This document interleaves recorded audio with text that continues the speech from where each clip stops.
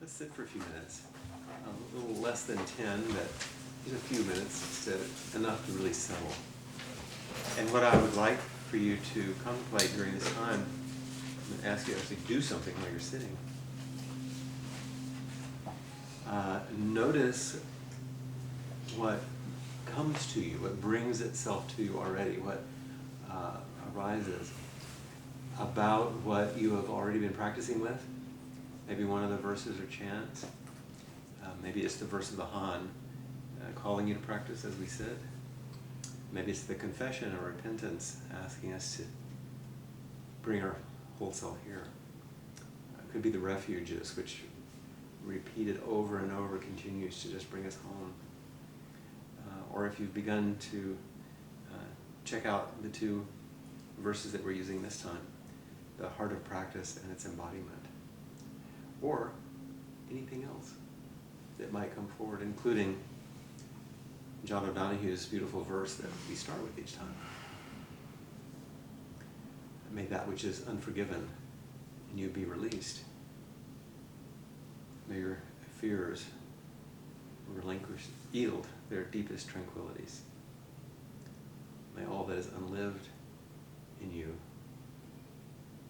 blossom into a life graced with love.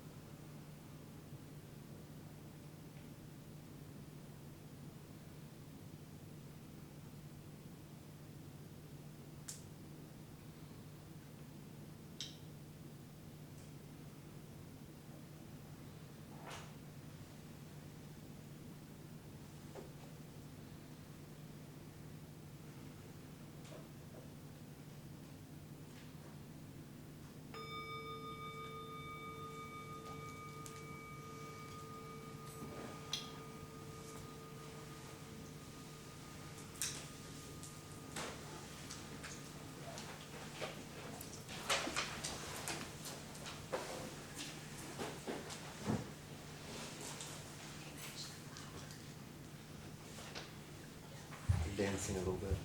You match it so well. It's perfect. So beautiful. I didn't do it on purpose. It worked out that way. Who was it after inquiry that was taking my picture? It was not somebody at inquiry said, "Can I take your picture?"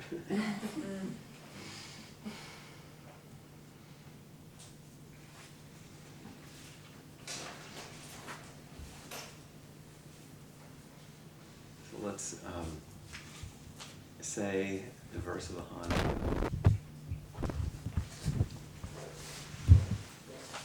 Great is the matter of birth and death. All is impermanent, quickly passing. Awake, awake, don't waste this life. Listen. Awake, awake. Don't waste this life. All is impermanent, quickly passing. Great is the matter of birth and death.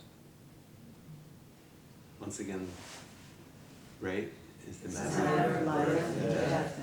All is impermanent, quickly passing.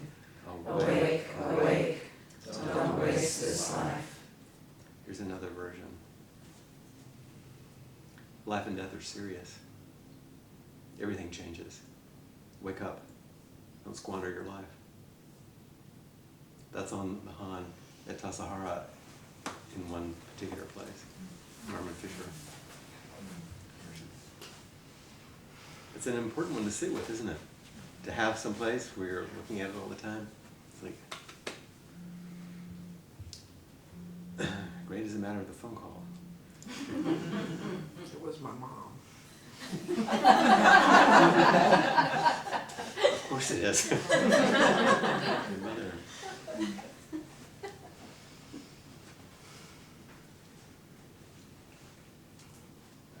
A couple of weeks ago, I got a phone call unexpectedly, and it showed up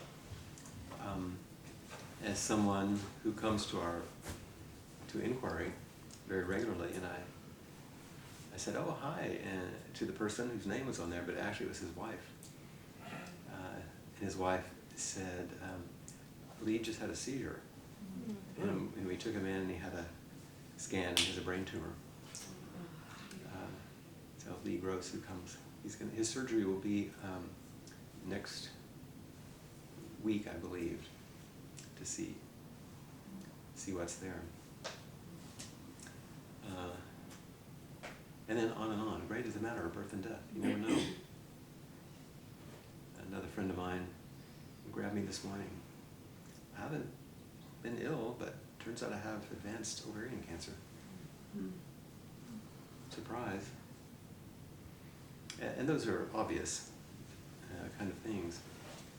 And it's important not to get caught in either dramatic or sentimental or romanticized versions of, life and death, but to remember just the poignancy and fragility of what we have. Humans are very strange. We're amazingly resilient. People survive things you can't imagine. Right, Lisa? And you can die in an instant, so easily. So this, and that points to this great matter, of course. And so many of us will chant, great is a matter of life and death. It's birth and death. The coming and going. Great is the matter of birth and death. All is impermanent, quickly passing. Awake, awake, don't waste this life.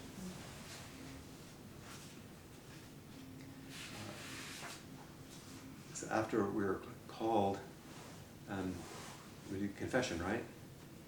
Okay, here we go. All my ancient twisted karma, from beginningless greed, hate, and delusion, born through body, speech, and mind, I now fully avow. All my ancient twisted karma, from beginningless greed, hate, and delusion, born through body, speech, and mind, I now fully avow. All my ancient twisted karma, from beginningless greed, hate, and delusion, born through body, speech, and mind, I now fully avow. Let's continue with the refuges right after it now without speaking, because they tie together so beautifully. They inform each other. I take refuge in Buddha. I take refuge in Dharma. I take refuge in Sangha. I take refuge in Buddha, immersing body and mind deeply in the way, awakening true mind. I take refuge in Dharma, entering deeply in the merciful ocean of Buddha's way. I take refuge in Sangha, bringing harmony to everyone, free from hindrance. Now I have completely taken refuge in Buddha. Now I have completely taken refuge in Dharma. Now I have completely taken refuge in Sangha.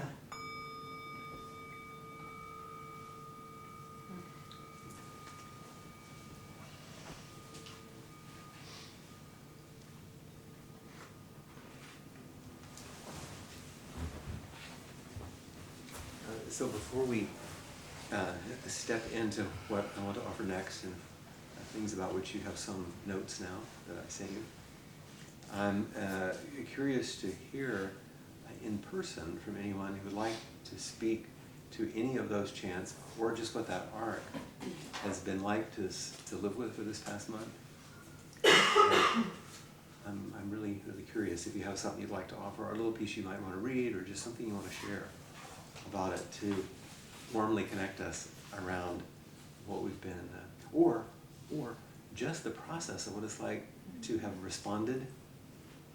Because some people are talking to me about that, to the surveys or to the video snippets. Please come talk to me. Because those who are not here will be able to hear you better and see you. And if you don't, I'll call on you. Would you toss for a few? Oh, thank you. This? Yeah, this is the short one. There you go. What would you like to share with us? Two things. First, how quickly I stopped seeing the Han saying that I had posted in critical places around the house. It disappears. Doesn't it? Disappeared just like wallpaper. It's like everything else. Yeah. And how sweet and abrupt it was. One morning about 8 o'clock, my granddaughter had spent the night, and out of the bathroom, I put one on my medicine cabinet. I heard this sweet voice saying, "Great is the matter of birth and death," and she read it out loud. And How old again? She's 8, and so it was a real gift that morning to have it reminded in that way. Yeah, the cantor showed up. Yes, yes. Singing the prayers out, you know. The second thing I wanted to say was that I noted in February at one point, for the past few days, saying the Han has made me feel heavy. Before I would go right to gratitude, but lately there's an onerousness to repeating it. I'm tired of the message. All the more reason to ignore it. And I think that certainly, for me, it's really, really important to be gentle. These are not, has anyone noticed that, for example, the survey questions are a lot? Oh, yeah. I wish the camera could have picked up that. Those faces. It's sort of like, whoa. It's a powerful message, so be gentle. Take small doses. I'm asking a lot, but it offers a lot in return. I hope. And we come and go, just like in a relationship, don't we? Sometimes you love them, sometimes you hate them, you know? Can't live with it, can't live without it. Right. But you continue.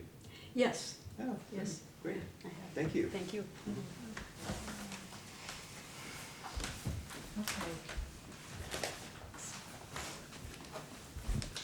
You lost. Don't move too far, she's in the Oh. camera. Did I move too far? You're fine. Okay. So I think what's happened for me is getting courageous. Sometimes I think it's good to hold hands. Yeah, really. I sent you something this morning that was kind of a huge piece. But I think what's happened for me, I never posted it. I wrote it in my journal, and I would kind of come back and look at it. But I said it every morning before I would say all the other refuges and everything that we say. You say the I say that, uh-huh. yeah, every single, 'Cause every we single don't time. normally chant it or even see it here. Right. Because there's no Han, it's not posted. Well, that was how I started kind of embedding it and bringing it in. So it makes me remember that I'm supposed to post it other than in my journal. So that's good. A verbal post. A verbal post. But I think the most important thing to bring is that what's been happening through this process is really looking at facing something that was scary for me to face. And just knowing that it was time. And meeting with the Clearness Committee, which is what I told you about, that we have here at Apamata. Many of you know about it, but a group that helps you get more clear about your own inner workings, kind of what you're thinking, deeper wisdom. Holds a space for your inner wisdom to emerge. So I was able to meet with the Clearness Committee, but in doing that, I had to really write down everything. And More so, courage. More courage. But what's happened is something you've been saying forever that I never could apply to what I thought was my biggest dilemma, which had to do with body, weight, food, emotion. And all of a sudden, things just started to unfold as the process unfolded. So I would say that what happened today, it just continues to open, was that I realized that I've been using all these old tools to try to get at who's the new me. I mean, in other words, that I'm very different now than the person who used to get results by doing this. That's what you mean by old tools. Right. You had a certain way that you were doing things. Now, what's new? So now what's new is being loving and compassionate, and you would say the middle way, I think. But I've really started trying to tackle this dilemma by a really rigid diet or really rigid plan of exercise. I mean, rigid, harsh. And your body language is this. Yeah, exactly. A little bit, not exactly violent, but It's pretty violent. harsh, yeah. So really kind of going back and forth between these two and realizing that I was either overindulgent or too seeing it. But also seeing that I was just picking up the wrong ways that I'd gotten results before. And then I was a different person, different being, different way of being now. Yeah. It wasn't working.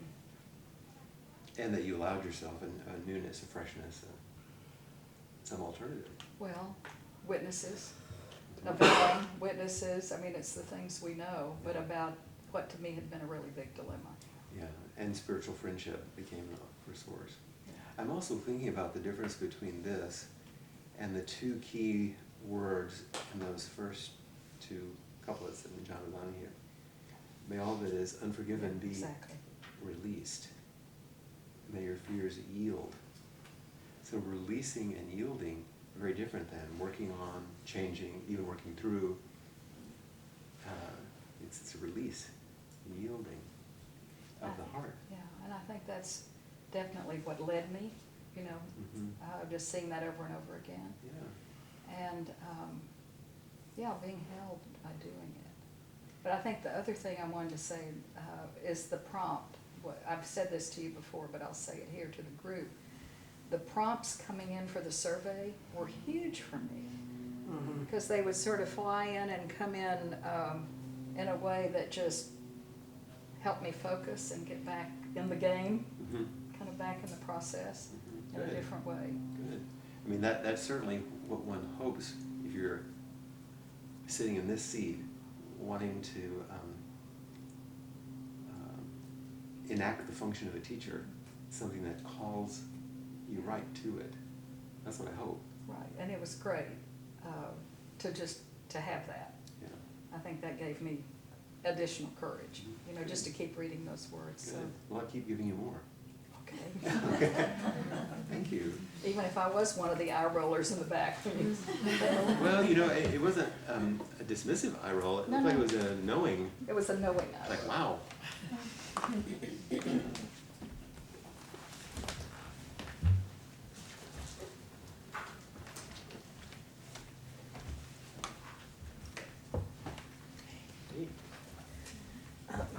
I put the first one up on my mirror in the bathroom in the morning, so I It's see a it. popular place. Yeah, well, you look there a lot. Yeah. And I continue to get stuck on the last line about don't waste this life. Because to me, it feels like the path that we're talking about is very much about non-assertion, Mhm. and then there's this line that's like, don't waste this life. Like, Mhm. it's very it's pedantic and has a quality of efforting or It's a warning. it's a warning. Yeah, it's a warning. Yeah. That it becomes wallpaper. Becomes wallpaper. It's easy to forget. And remember that this isn't chanted. Actually, we're doing something unique. What it is that han is being hit, and that sound is going out. The words don't go out, and the words are being hit, and that sound goes out because it's so easy to go to sleep. Yeah, but it kind of startles you a little bit because the wording is a little bit unexpected, isn't it? It's confusing. Good. Yeah. Because it mixes things up a little bit. It's not what you expect. How would you change it? I would just leave it out. That's what most people do. Just those first three lines are Great great. matter, birth and death, all is remembered, quickly passing. Awake, awake. Awake, awake. Well, because isn't that enough? Awake, awake. Like, No, the don't waste this life part. I don't think it is for most people. As a I think message, it's insinuated. as a message, it's complete, of course. But as a teaching, it's not. As a message, it's complete. There's nothing missing if you leave the last line out. Yeah. But the teaching is, it's sort of like a little, I know. right, I know. That's why it's like useful. confusing. Well, because for me personally, my experience is that I often straddle the fence between like surrender, letting go, trusting, Mhm. and I have to do this myself. Like, I have to make this happen. I have to Mhm. use my intention, my effort to create, life. Kind of self-reliant certainly. and all that stuff. Independent. And so in these spiritual teachings, impermanence, aliveness, beautiful, wonderful thing. But then the don't waste this life part feels like there's a message of don't fuck it up, It's a pretty good message. like and I'm But just hey, like, here's how okay. I actually hear it. Okay. Because I understand how you hear it, absolutely. And any of us who have reactions to authority or someone telling us what to do, this is the way you're embodying it. Don't waste this life. This is how I would embody it. Okay. Okay, can I have your hand? Yeah. Because I keep holding him. It's like, please don't waste your life. Look at me. Please don't waste your life. I want to not miss you. I want you to be here. I want you to stay awake so you can be with me. It's not a negative message. I'm imploring you from my heart because I care about you. Don't squander your energies and your time, or what it would take for us to really stay connected. That's the way I would hope you would hear it. And the other way is really useful because it evokes and shows you a place it's easy to get caught. I understand. I mean, it makes sense what you're saying. I completely understand it. Yeah. And so, I would be really interested in, and you don't have to do it now, how you would just rewrite that ending, so it would have power and depth and impact without this. Something like embrace this life or something. I love that. Yeah. That's wonderful. Yeah. Embrace this life. Yeah. Yeah, don't miss anything, don't let anything slide, I mean, the whole thing. Yeah. Which doesn't mean just happiness and bliss. Right. Because spiritual path isn't about being happy. It's All about, too well. it's about a capacity to experience freedom. That's sort of a happiness, a freedom and ease and joy, regardless of outcomes. Yes. Were you in inquiry today? No. Because I was just repeating something I'd spoken about earlier in a different context. I was using the Anjali Arian's Fourfold Way this weekend when I was teaching, this past weekend. Show up, pay attention, tell the truth, don't be attached to the outcome. And someone said, how would you say it in a Buddhist way? That's kind of a shamanistic Fourfold Way. I said, okay. Sure. You can say it the Yeah. same way. This is what I said. Be here, Yeah.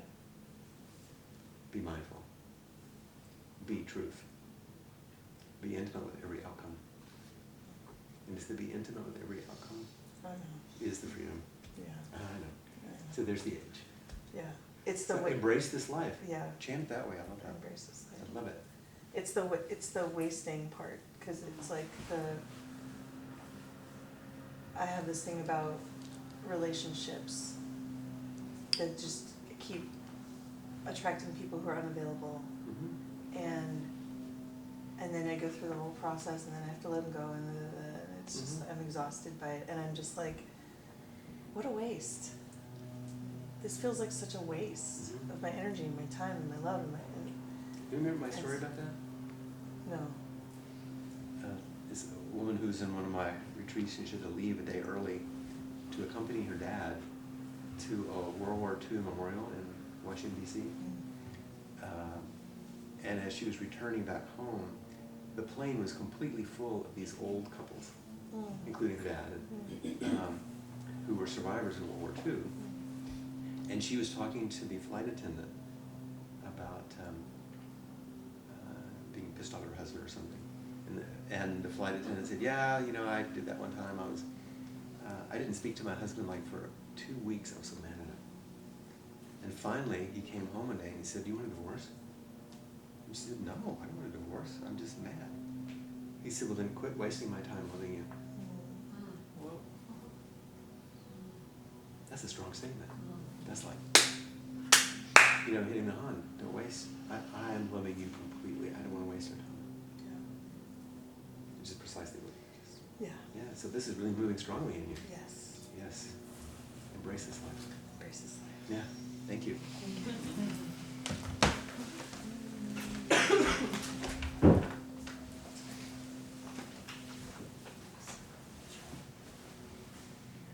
It's an obstacle course. Yes, it is. Yeah.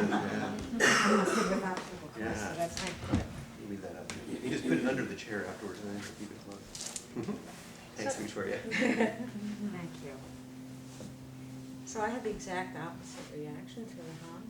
That was the one thing that I diligently did, because I was not facing crisis, I wasn't a crisis, but a decision point in my life, and I took it to meditation every day. And all of a sudden, it was clear what I needed to do. It opened up somehow. It opened up, my son is moving, he lives here, and then I'm left with no family in Austin, all my family moved back east. And it's throwing me off a little bit, because I think what's gonna happen in the middle of the night if I don't have, somebody to call, or the sink goes blowy or something like that. And my daughter lives in Atlanta, so my granddaughter lives in Atlanta. Should I move to Atlanta? And I was getting into this crazy mode of, he's moving in this month, so I'm gonna move too. I'm gonna get out of here and I'm gonna move too. And it wasn't feeling good. It wasn't feeling good, but I thought, how could I be here by myself all alone? I used to work, so when he didn't live here, I had that network of work, but now I'm retired, so it's kind of weird. And all of a sudden, you know, I was reading the Han for about 2 weeks after, reading it, reciting it, taking it into my meditation, and all of a sudden, the answer felt, I knew what I wanted, I knew what I needed to do. Suddenly there was one that actually resonated. Yeah, and it was like something came over me. I get mystic. I'm not a mystic person, but there it was, and it was about. And I realized that. So I decided I'm going to move in a year, and I'm going to use this year to be without my children. How nice is that, actually? I know that sounds kind of counter, but as a single parent, I've had my kids my whole life. This is actually an opportunity to find out who I am, and that's what I saw in that. And Don't waste this opportunity. yeah, Embrace this opportunity. I love the word embrace. That's Yeah, a I great love that word. too. Yeah, that's a great word. And it was really so meaningful to me that just this like verse could be so meaningful. Now I'm not a young person, so waste this life, it takes on a different meaning when you're not young anymore. And we squander our lives, and all of a sudden you're there, and you don't realize how much you've squandered of your life. So that had a real meaning too, because here's the first time in my life that I'm going to be completely on my own and do what I want when I want it. I know that sounds silly, my son is an adult, but I mean last year he had cancer, so I was like a caretaker all year. It was really rigorous and time consuming and emotionally draining. And I've given him his life. He's going to figure out what his care is going to be, because he goes to MD Anderson. And all of a sudden that worry went away too, about that it was my responsibility. Because I have a life and I can do this all the time, but I think it's time for me to have a block of time where I'm just going to do what the hell I want to do. So it was liberating, and when you said something about how you thought it was, I heard it like the petals actually of this orchid, very soft, and saying, "Don't waste this life. You're worth it. Don't waste your life." So I heard it a little bit different. One of the things that you're also, I think, doing a good job of expressing, you said, how could a small verse like this, make such a big difference? But it's not the verse. It's the intimacy with you and the verse. The verse itself is just words, and you're living your life. But you embraced and connected with that verse and stayed with it and deepened your intimacy with it. And what came out of that connection was something that you could not have predicted and did not think of. That was the grace. It's not the verse itself, it's the intimacy with it. And the wholehearted relation with it. You mentioned intimacy today during inquiry. Yes, it is. That's a word I struggle with. So I'm still not clear It doesn't what mean it closeness. means to be. Yeah, no, I got that it didn't, but I'm not sure what it means. Could you, Be intimate with my hand. how dare you? So there's one way not to be intimate, is to immediately have old reactions that have a meaning that pulls you away. And I pulled away. They pulled away. All of us do this. No big deal. The other thing you could do, put your hand up again if you don't mind, Yeah. is you could grab it and say, "Oh, I've got your hand." Yeah. And that's not being intimate either. What if this meets that, just like it is? Oh, your hand's smaller. Can feel some moisture, aliveness, warmth.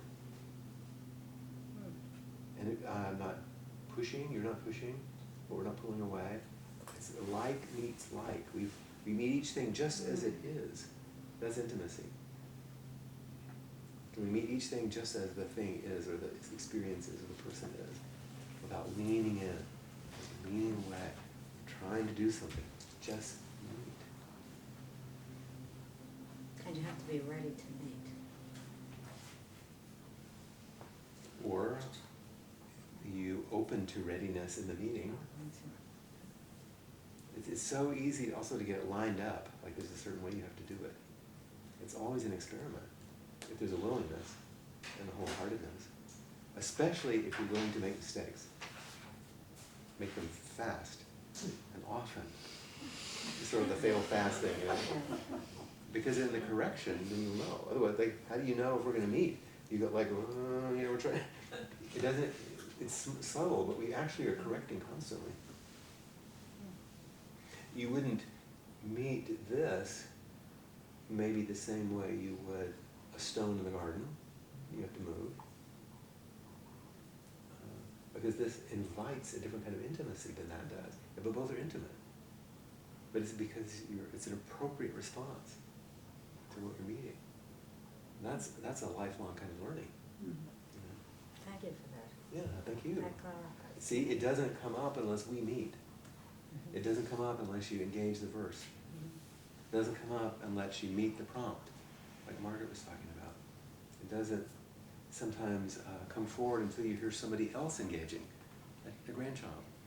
There's many ways in which these things begin to speak to us, if we're open to them and willing, like you said. So thanks.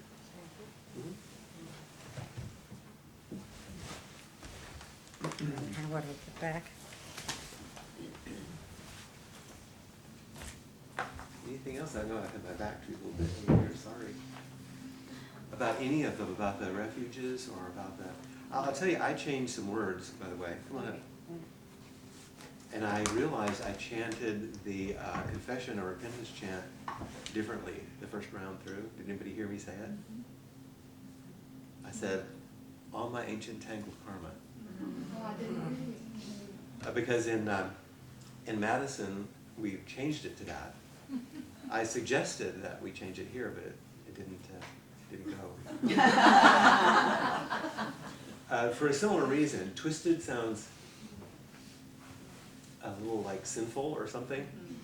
And it has nothing to do with morality or ethics. It has to do with this, like something that's hard to pull apart because it's so interlaced. And so I tend to chant it, all my ancient tangled karma. Tangle here, there, So, and if you, like I said, I think in the handout, change it around a bit, but don't abandon the old, but just see what it's like to play with it and see if it will open or come alive for you. Thanks for waiting. No, that was beautiful.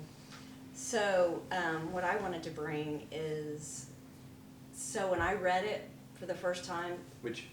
the Han. Well, the Han's Well, a that's lot the of first press time. today. But I said, you know what? That's judgmental. I'm just not going to do it. Yeah, you were in her corner. So I totally rebelled, right? Shocking, I know. But I tend to be a rebel. And I said, I'm not doing that part. It's judgmental.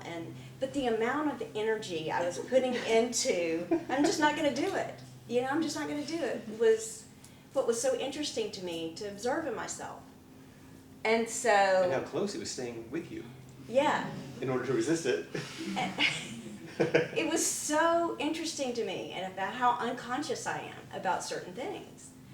So then one day I was just driving down the street and a song came on the radio. And all of a sudden I went, oh my gosh, this is what it's about. This is what the Han's about.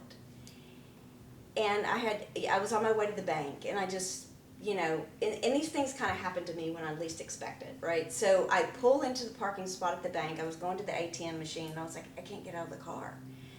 Tears are starting. And I haven't had a good cry in a very long time. I mean, this was a very good cry. And I was like, why am I crying? And I just kept listening to the song. And it was like, how you have these flashes where your whole life, is cartoons over and over and over and over again. Well, it was all these flashes. So the line in the song was, I belong to you now.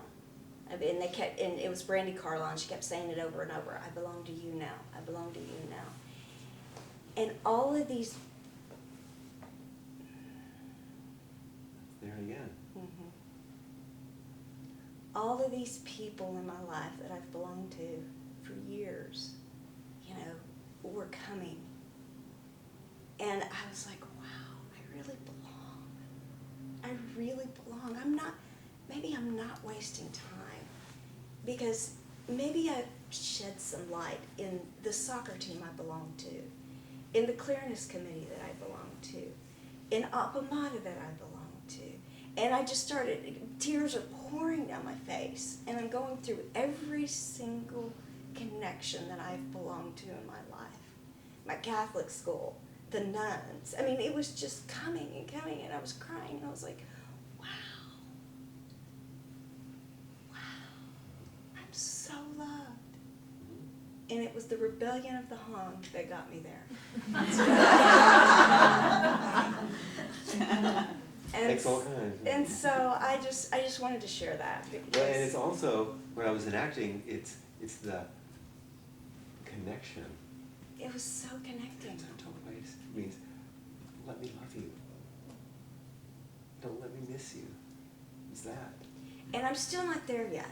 I'm still processing. No, I mean, I'm still But I'll be processing. I mean, but it was really powerful because I thought I'd take this class, because I have, this pattern of relationships, love, romantic relationships. I'm like, oh, I'll finally figure that out, right? And that's not, and my heart was released in this moment in my car about belonging, but it wasn't a romantic love. It was... Lots of wonderful layers you didn't even anticipate. Yeah. It was a bigger love than romantic love. Completely. Way bigger, yeah. And so I'm still processing all of that. Yeah. So that's, my heart's releasing. I wanted you to know that.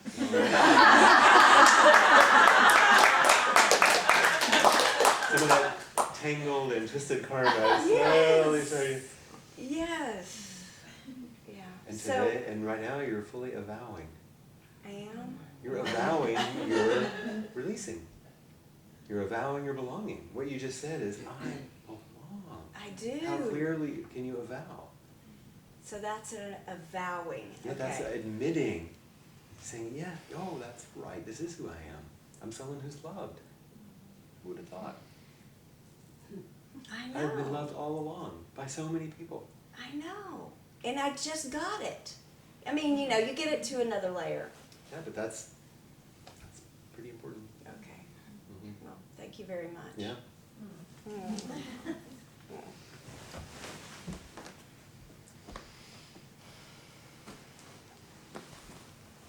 So the custodian of the surveys, a lot coming in, eh? It's amazing what's coming in. It's not like she's going through them all or anything, but bringing them all in, collecting it all. Can I ask what you're doing with them? What's that? What are you doing with them? I'm beginning to put them together, and I'm going to use them in my writing because, this is the way I work. It's very relational. And I love this arc, this practice path arc that these phrases do. It's so beautiful. And it sort of, to me, brings the Dharma alive. And I have a pretty good amount of the manuscript together, like an ordinary Dharma teacher would, teaching it. And then I found the little John O'Donohue blessing, about coming home to yourself. And as soon as I read it the first time, it's like, oh yeah, my way of teaching is removing barriers to love. That's all it's about. So let's re-look at the whole arc as the heart's release. And then it just came alive. And because I do so much through inquiry, why not have a book that is relational, because that's the way I work, and not one more Dharma teacher espousing the Dharma in a perfectly wonderful way. It'd be good. But it would be another one. But if the book is a conversation among all of us, I think other people will want to enter that conversation. So that's why you're participating in a larger project for which I'm immensely grateful. Because without it, I wouldn't be able to do. And I put a little snippet in this time. If you've read the notes I gave, one little piece of an example. It was beautiful, wasn't it? So that's not me, that's her. And that was actually from the first time I taught this class, not this time, from Ashley. It's so honest, and so raw, and so beautiful, and so opening. And whatever you offer is completely fine. Don't try to write something for that, right? Because you're trying to communicate something. Because I'm blown away by what is coming in. It's incredible. And so I want to, I'm going to honor it by this relational way of writing, and other people will benefit from it. In fact, my students in other places are saying, I want the book, they're waiting for it. So that's what we're doing. But that's an outcome that will come from this. Right now, we're in it, and that's what matters. And you can see how it matters. Matter to you? Absolutely. Yeah.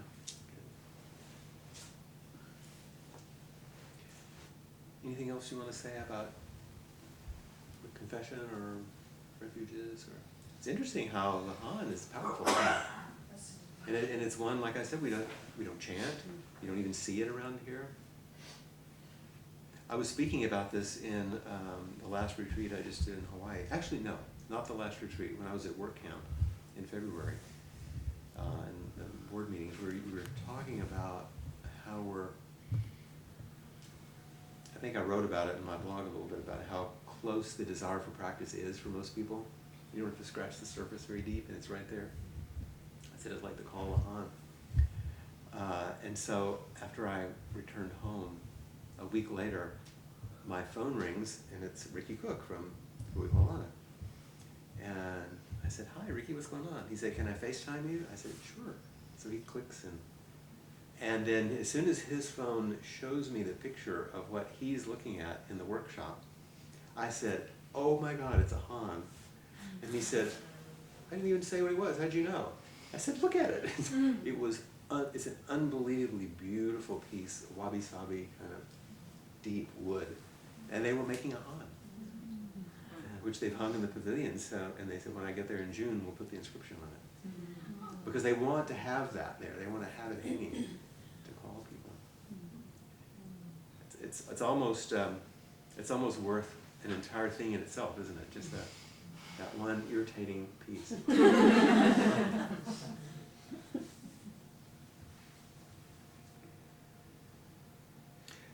Tonight, I have already given you some notes, and we'll be sending out the prompts pretty soon. Within the next, probably by the end of the week, maybe. That's okay? Once you get them written out. Yeah. I already have them, actually. We'll get them formatted and ready to go for you. The warm connection between the Four Noble Truths, or the Four Practice Principles, we call it, and the verse of the robe, I can hardly separate them in some ways, because the Four Practice Principles describe the actual heart of the practice, the essential teachings of the Buddha. And it's sort of like the whole path. But then, without it being embodied and taken in as something you're living, not thinking about or espousing, it doesn't transmit into sort of transformation and assistance for others. Otherwise, it's sort of like a Buddhist therapy. So let's say the Four Practice Principles. We'll say it 3 times. Caught in the self-centered dream, only suffering, holding to self-centered thoughts, exactly the dream. Each moment, life as it is, the only teacher, being just this moment, compassion's way. Caught in the self-centered dream, only suffering, holding to self-centered thoughts, exactly the dream. Each moment, life as it is, the only teacher, being just this moment, compassion's way. Caught in the self-centered dream, only suffering, holding to self-centered thoughts, exactly the dream. Each moment, life as it is, the only teacher, being just this moment, compassion's way.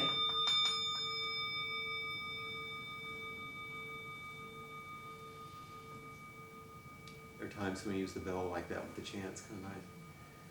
Kind of, at the end, kind of opens it up.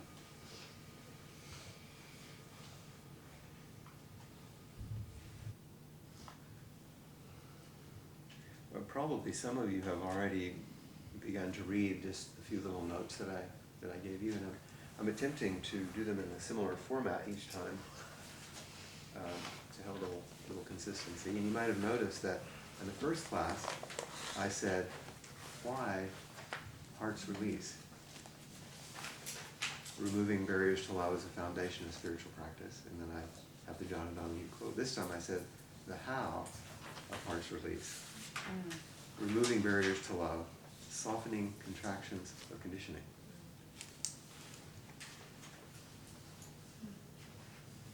And then I will often, each time, offer the verse or chant. And then, life as it is, the only teacher, comes from the 4 practice principles, but I put it in every one. Because that's the turn line, that's the key line that moves it from everyday life in ordinary samsara to a Dharma practice.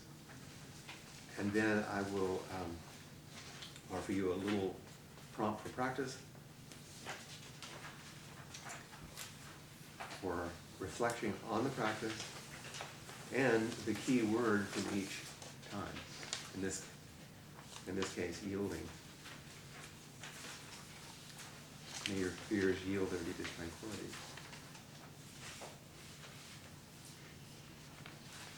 And I think I say in here, somewhere, or it could be in the prompts that are coming, when you read or chant caught in the self-centered dream, only suffering, to me, that's an extremely strong and clear line. Because you get it right away, don't you? Caught in the self-centered dream, only suffering. And then we chant holding the self-centered thoughts, exactly the dream, and then we go on to that other line. And that second line gets ignored a little bit, I think. It's very easy to just gloss over that one. Turns into wallpaper again. Caught in the self-centered dream, only suffering, holding the self-centered thoughts. And then each moment, life as it is.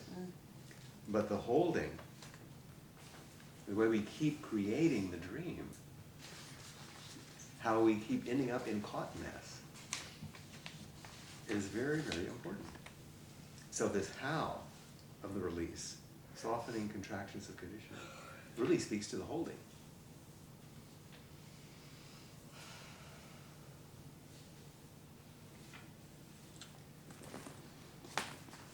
Each moment, life as it is, the only teacher is this sort of revolution of Buddhist practice. Not just Buddhist practice, but any deeply engaged spiritual practice. That each moment is offering you an opportunity for intimacy and for an appropriate response.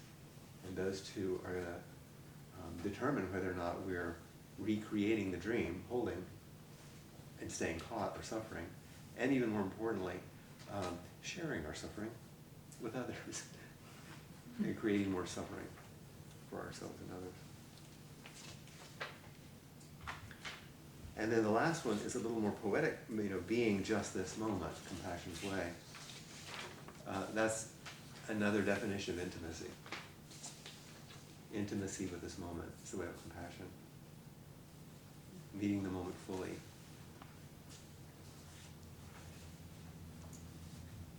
And I like this in terms of being, because if you're being the moment, you're not changing the moment, you're not informing the moment, you're not fighting with the moment, you're not pushing on the moment, you're not contracting, you're being the moment. That's intimacy. I think I have this flower.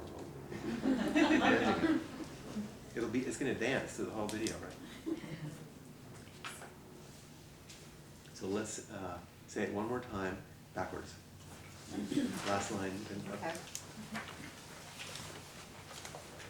And I'm gonna stop you at the end of each line, but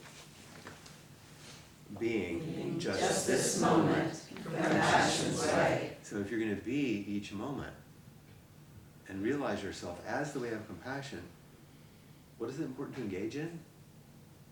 Each moment. Life as it is, the only teacher. Oh, so what is it going to teach you about? Holding the Self-centered thoughts, exactly the dream. Now, what's the problem with the dream? Caught in the self-centered dream, only suffering. The suffering is a result of what? Being caught Caught in the self-centered dream. How do you keep creating the dream? Holding the self-centered thoughts. What's the teacher? Each moment, life as it is. The only teacher. And compassion's way is the capacity to Be just this moment. So you can keep weaving it. Keep opening it. Let it keep speaking to you in all these ways.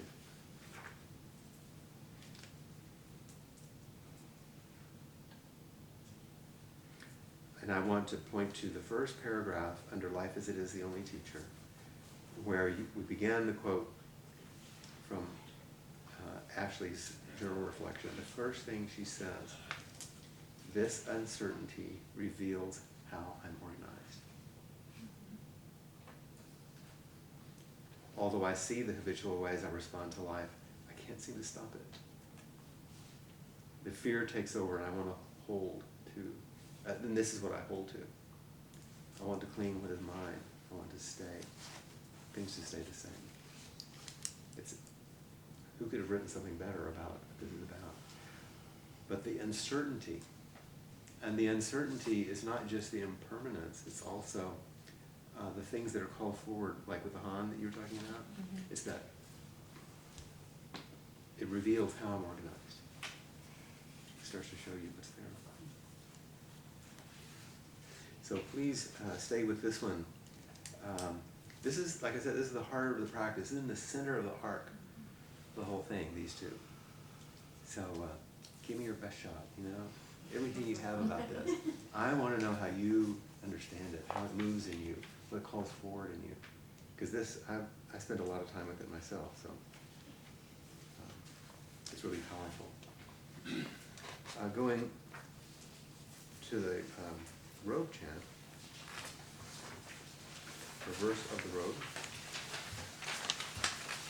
called Embodying the Teachings.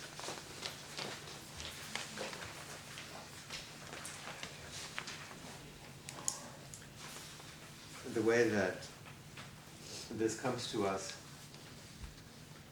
when you're in a traditional temple, the way I was trained anyway in the monastery, it would be chanted in Japanese.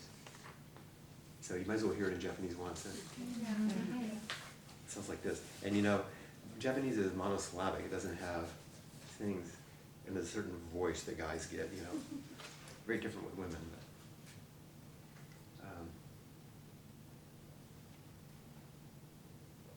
But, it's kind of a joke. The first line, Daizai, get up, you know, but if it was a woman, they go, oh, Daizai, it's very, very different when you're chanting. It's this way. Daizai, Geram, Pugu, Muso, Fuku, Dene, Ibu, Nyoraiko, Koro, Shoshu, Jo. Sort of like in Japanese. It has a strong flavor to it. Great robe of liberation, field far beyond form and emptiness, wearing the Tathagata's teaching, saving all beings. It's a more literal translation.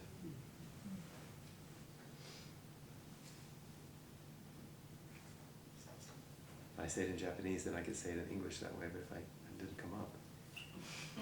Great robe of liberation, field far from form and emptiness. Wearing the Tathagata, who is teachings, wearing the teachings, saving all beings. So the more poetic version that we use, vast is a robe of liberation, a formless field of benefaction, wearing the universal teaching, I realize the one true nature, thus harmonizing all beings. Vast is the robe of liberation, a formless field of benefaction, wearing the universal teaching, I realize the one true nature, thus harmonizing all beings. Vast is the robe of liberation, a formless field of benefaction, wearing the universal teaching, I realize the one true nature, thus harmonizing all beings. And at that point, then you would put on your robe. And if you are, once again, if you're putting on your rakusu or hand me Peg's rakusu for just a second, the envelope there. The envelope, please. Just pass it up. Yeah, that's great. So when you do the chant, you know, it's sitting somewhere, you put it on your head. Or if you're Kesa, the big one that you're going to put on is the formal robe, you put it up there too. And then there's a certain way you take it down and it unfolds across your shoulder and you wrap it around yourself. It's a way of saying, I'm lifting the Buddha's body above my whole self. There's another embodied reflection. Vast is the robe of liberation, the formless field of benefaction, wearing universal teachings, I realize the one true nature. Vast is what? The robe of liberation. Okay, so if you let the robe out, what's vast? Liberation. Liberation. That's what's vast. Not suffering. Suffering is everywhere, sure. And it permeates our lives. Well, what's vast is liberation. Vast is this. And a robe is something that you are wrapped in. We're wrapped in this vast liberation. That's the thing that's most intimate.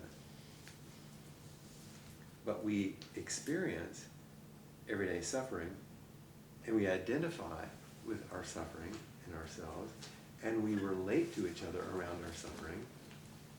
What do you talk about when you have coffee? Can you believe it? Yeah. We identify around it. But vast is the robe of liberation. A formless field of benefaction. It's such a beautiful line. That the beneficence, the generosity, the fullness, the completeness of this robe, of this field, as a formless field. It doesn't mean it has no form, it means it can take any form. Formless field of benefaction, this great expression of generosity, which is reality, isn't contained in any form. Otherwise it was a form. It's like here it is. It's this. And so it shows up in all these multitude of forms. Vast is the robe of liberation, a formless field of benefaction. Then wearing the universal teaching, singular, not teachings. Wearing. Not thinking about, philosophizing about, theology, understanding. No, it doesn't say any of that. Wearing. Get it in your body. So that's why when you come at least to a Zen practice place, you're asked to do all these things with your body. Step into the Zendo. Go bow. Move toward your seat. Bow toward your seat where the Buddha has been sitting and where you're going to sit. Turn clockwise. Bow to the room. Sit. Face the wall. Do this. All these things which most of us, especially in American culture, think is they can't tell me what to do. You're not the boss of me. Why do I have to do it this way? Why can't I be free? And what we realize there's absolutely no freedom in that. You get freedom through form. And it teaches you and it instructs your cells in a gracious kind of nobility, to tell you the truth. You can see people who are very well practiced. They open and close the door differently when they come for practice discussion. It's not pious and holy or, studied or precious. It's every way that everyone does things. But you can tell the difference. Some of you have said, the moment I knew Blanche was going to be my teacher, there were wonderful teachers at San Francisco Zen Center, and lots of smart guys. It would have been an easy choice, for an intellectual man.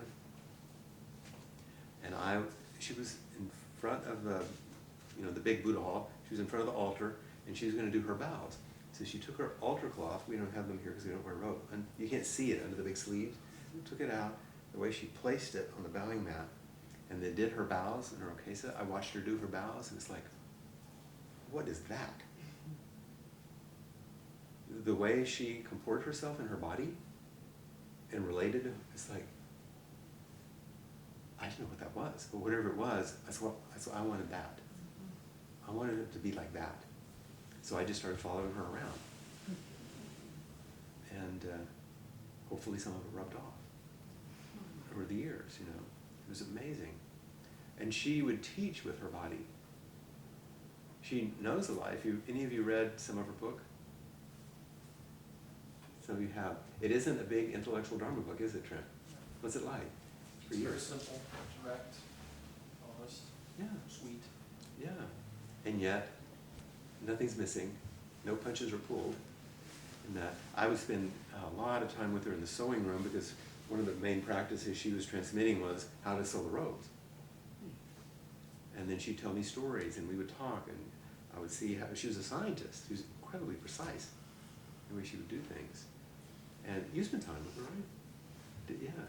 I mean, not a lot. But you were around her some. Yeah.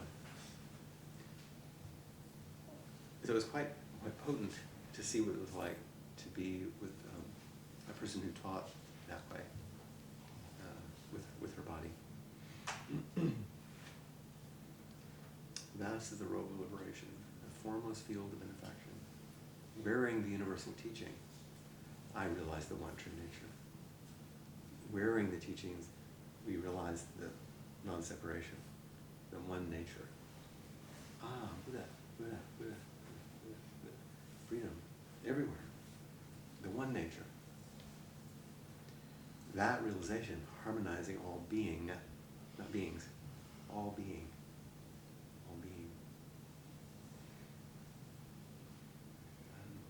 It's so beautifully poetic, and goes and takes what the Heart Sutra or the Four Practice Principles teach us as a way of really meeting practice fully. Teaches them how to soak in it.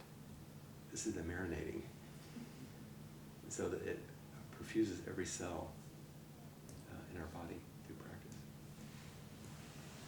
So, you know what's happening as we go through each of these each month, and as we give you the prompts each week, is if you're chanting it like I'm suggesting, then what you're doing is basically every day you're doing a service that's getting bigger and bigger and bigger.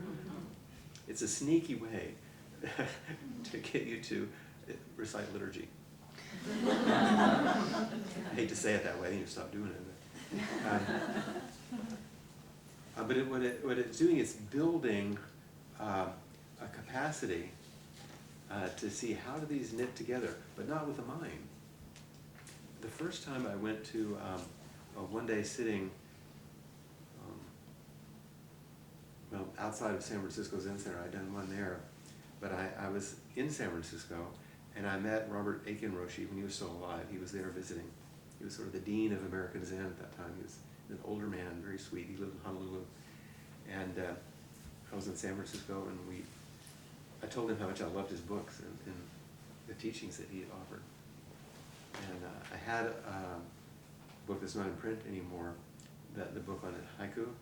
Cassie has enjoyed very much. And I said, would you mind signing it? And he said, no, bring it up to my room. And so I went up, and I said, you know, I'm going to be in Kauai in whatever it was, sometime. And he said, oh, really? Well, we're going to have a Zazenkai, one day sitting there. Why don't you come? And it happened to be the weekend when we were finishing our vacation. So I changed my flights and stayed so I could be there. And I said, I will join you. It was like, wow, you know, it's like the Dalai Lama or somebody saying, come sit with me. And so he signed my book in anticipation. It's so warm, you know. And so I arrived all ready, you know, and I had been trying to remember another chant, Kanzeon, which is a chant that you do in a well-being service. You're offering healing or something for someone, and it's a chant that calls the Bodhisattva of compassion to bring her mercy on you. Kanzeon, Namo Butsuyo, Butsuen, Yo Butsuen, Buposoen, Jo Rakiga Jojon, and Kanzeon, Bonen Kanzeon, Nen Jushinki, Nen Furishin. You chant it many, many times, and kind of a strong Pondulayon, you know. And so I was shocked because I was trying to memorize it, and then I would wake up in the middle of the night and it would be playing in my head. Have you done that? you start to try to learn something, and then it like runs you down and keeps following you everywhere you go. So I arrived, and they said, "Oh, Aiken Roshi sends his regrets. He's sick. He can't come." So I didn't get to be there with him. And when I left, I flew back to Honolulu and to get my plane to the mainland. And they said, "Why don't you call him?" I said, "What?" They said, "Yeah, here's his number. Call him at home. He'll want to hear from you." I said, "Really?" And so this tells you how long ago. I went to the payphone in the Honolulu airport, and I was so nervous. You know, like I didn't want to make the call. I was so nervous. And I thought, what am I going to say? And he answered the phone. And I said, "Oh, Roshi, this is Flint Sparks." And he said, "Oh, Flint, I'm so sorry to have disappointed you." That's his first words. And then he said, "Tell me about your day of sitting." So I told him, and he said, "Oh, this is so encouraging, you know."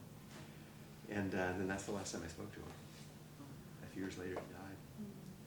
But he was so kind.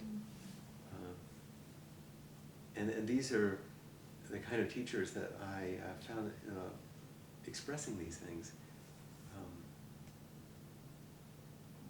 The chants aren't just things to memorize or teachings to irritate you or to exhort you to be a certain way. They're invitations to know what it's like to meet the ancestors, to know what it's like to meet each other, to know what it's like to meet your own true nature, because those are all the same.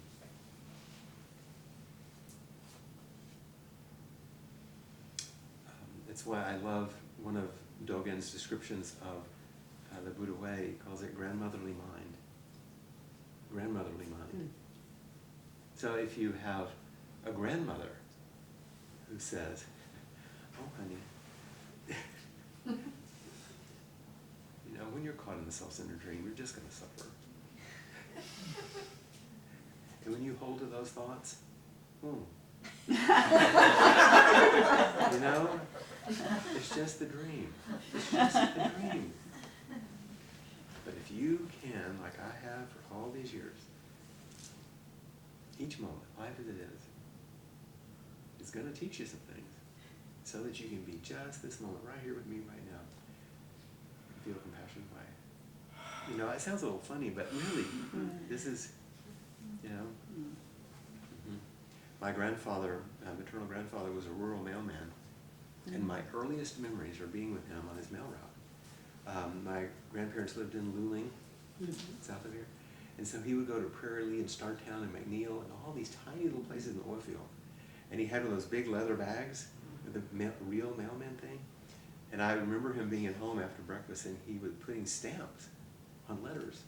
Because he would collect them, and then people would give him money, and they didn't have stamps, so he would put the stamps on them. And then he would take me, and because I was little, I could stand on the seat in his pickup. He'd put me behind his shoulder, and no seatbelts, you know. And I could stand there and watch, and then he would stop by the different pastures that he rented or leased for his cattle.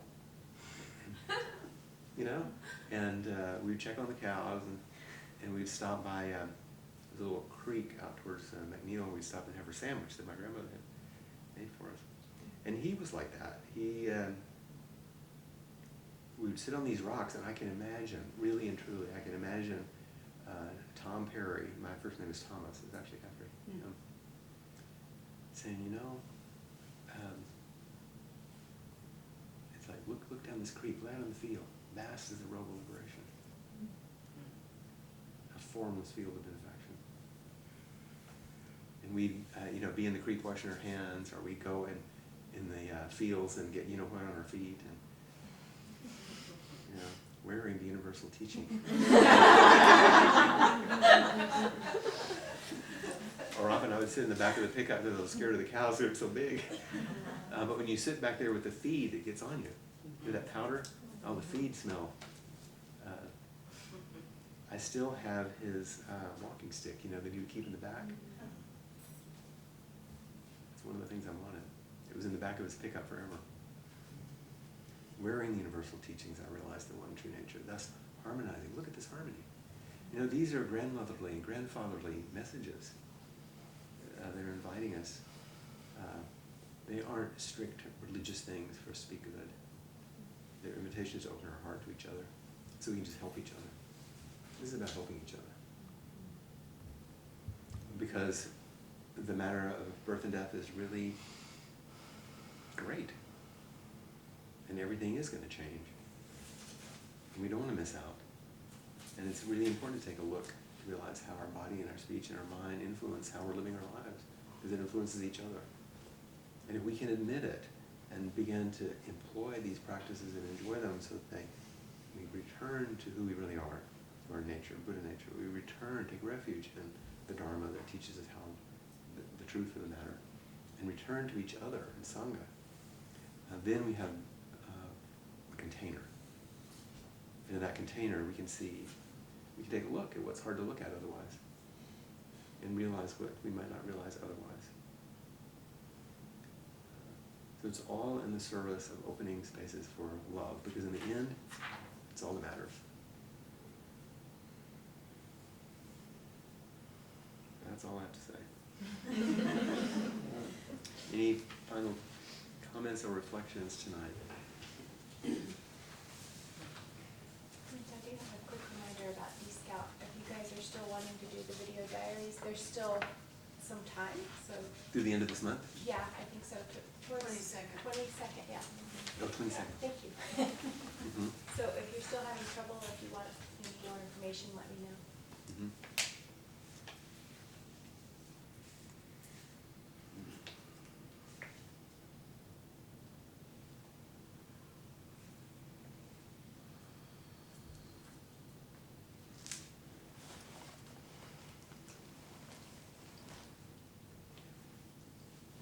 Does anyone notice anything that you would describe as a little surprise or something different about your embodied presence right now that is different than when you walked in? What do you notice? Lisa, you're shaking your head. What do you notice?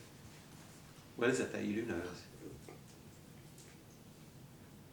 What I notice is a huge feeling of gratitude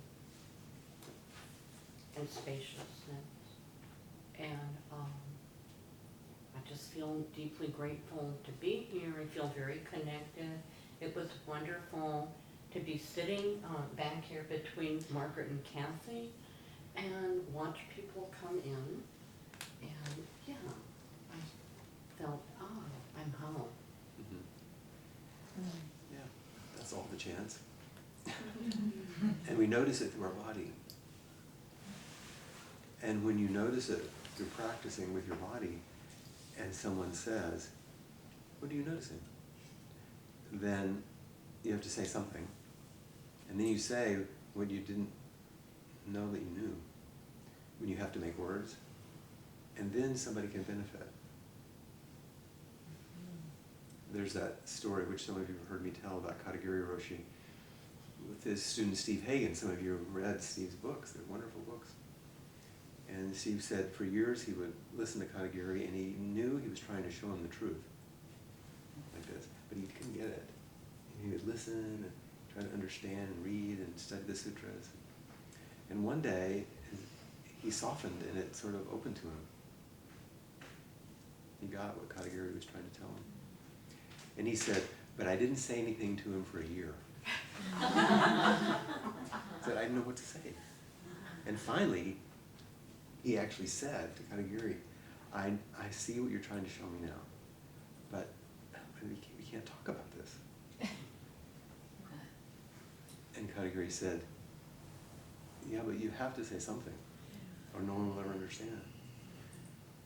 And so Steve put together an edited version of Katagiri's talks, and the name of the book is You Have to Say Something. So please say something to me in your survey. Otherwise no one will understand. And that's actually the Bodhisattva vow that's behind what we're doing, is that this can be of benefit to others. Okay, let's go home. Rest up. Thank you for spending a lovely evening here with us. I really appreciate it very much. I look forward to the next one. I'll see you right the week before I go to the UK for 3 weeks, and then we'll meet again in May when I get back. But you'll be getting things all along.